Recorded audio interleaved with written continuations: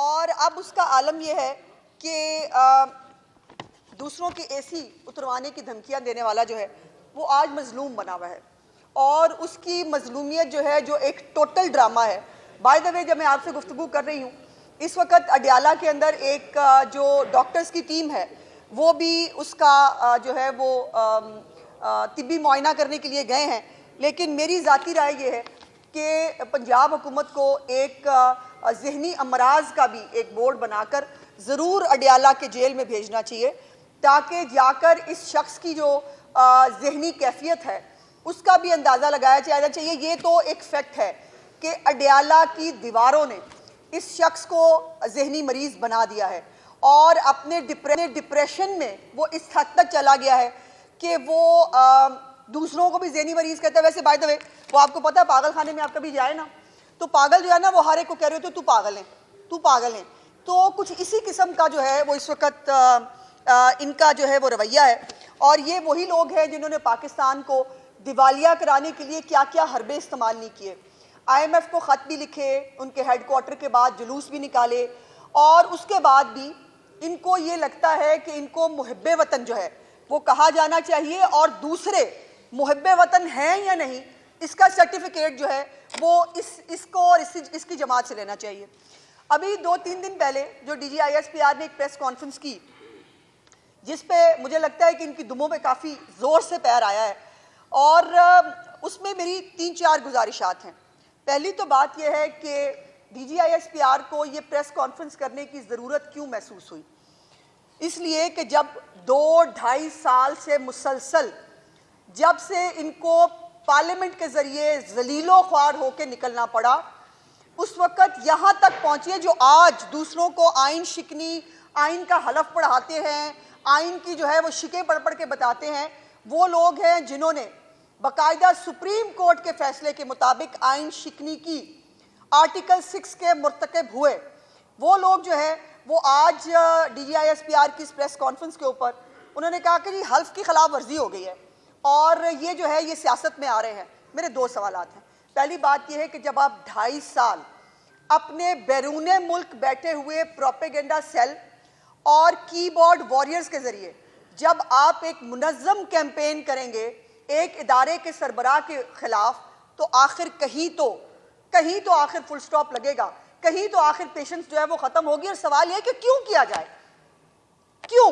इसलिए कि जब वो DGI थे तब उन्होंने बुशरा बीबी के पलंदे पकड़ाए थे इमरान खान को और बताया था कि ये हीरो का कारोबार करती है।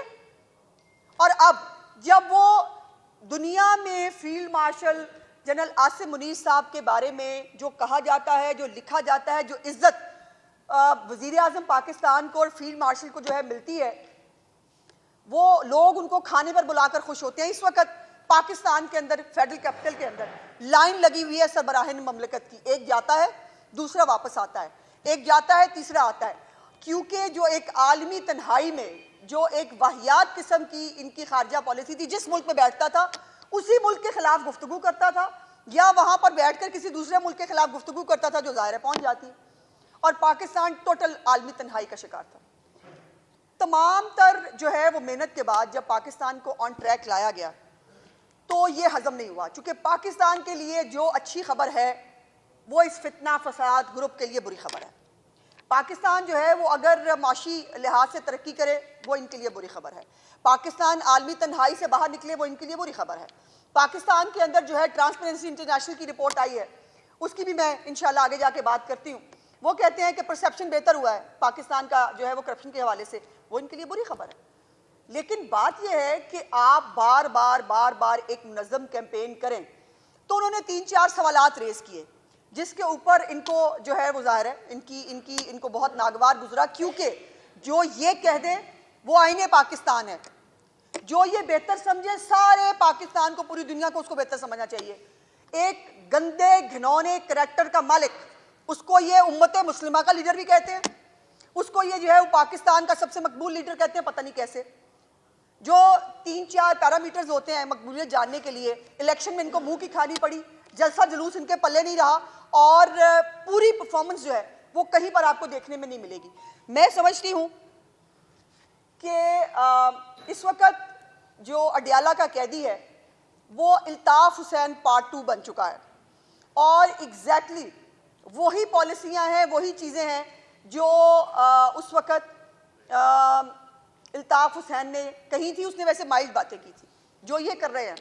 अब ये DGISPR जो है, इनके वालिद साहब इकरामुल्लाह नियाज़ी साहब बहुत काबिल एहतराम है, मैं उनके बारे में कोई गुफ्तगू नहीं करना चाहती। बहुत सारी बातें उनके बारे में भी ज़बान ददियाम है, हमें आदत नहीं है माँ बाप पर जाने की।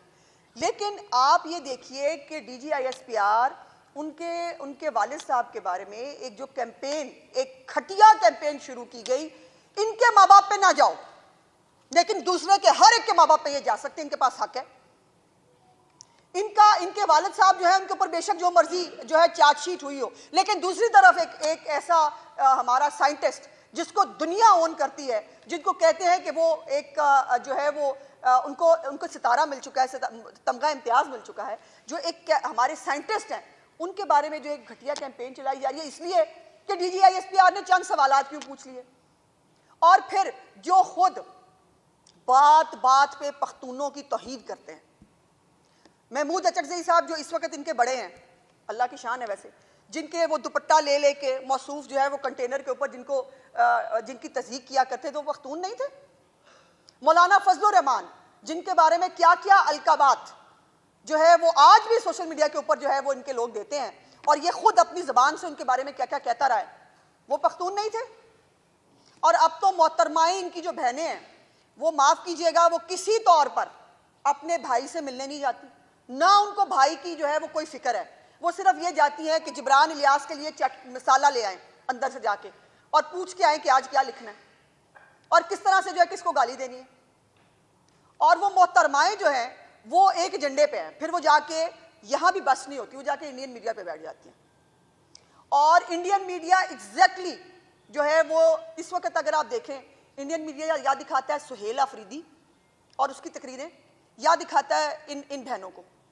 और अब जो ये कैंपेन शुरू किया है इन्होंने DGISPR के वालिद साहब के बारे में, उनकी हस्ती को कोई फर्क नहीं पड़ता, चूंकि सच सच रहता है। उन्होंने जो खिदमत पाकिस्तान की है वो रहेगी, लेकिन सवाल यह है कि पाकिस्तान के पुरअमन एटमी प्रोग्राम को दोबारा दुनिया में टॉक ऑफ द टाउन क्यों बनाया जा रहा है, इसके पीछे क्या कॉन्स्पिरेसी। और मैंने आपको भी बताया ना, जो कहता मुझे हटाने से बेहतर था कि पाकिस्तान पे एटम बम गिरा देते। ये मुद्दे वतन की माइंडसेट थी। और अब इनकी तमाम चीज़ों को जो ये नेगेटिव प्रोपेगेंडा करते हैं, उसको या इंडियन मीडिया, इंडियन लॉबीज, या वो तमाम ग्रुप्स जो पाकिस्तान के ख़िलाफ़ हमेशा रहे हैं, उसमें दूसरे मुल्कों के, जिसमें कुछ अफ़गानी जो है वो अकाउंट्स भी मौजूद हैं। बाय द वे, एक रैंडम से पता नहीं किसी अफ़गानी वो जो है वो उसके ऊपर आ गया कि उसकी जान को ख़तरा है, सारे भाग पड़े, उसकी जान को ख़तरा है। वो अच्छा खासा हट्टा कट्टा है, 100 दफ़ा बताया है, देसी कुक्कड़ का नागा उन्होंने कभी नहीं किया। और अब तो उनको ये फैसिलिटी भी है कि वो बाहर से फ्राइड फिश भी मंगा लेते हैं, फिर भी भाई वो मजलूम है। पूरे पाकिस्तान की तारीख में इससे ज्यादा VVIP कैदी पाकिस्तान की तारीख में नहीं हुआ, फिर भी वो मजलूम है।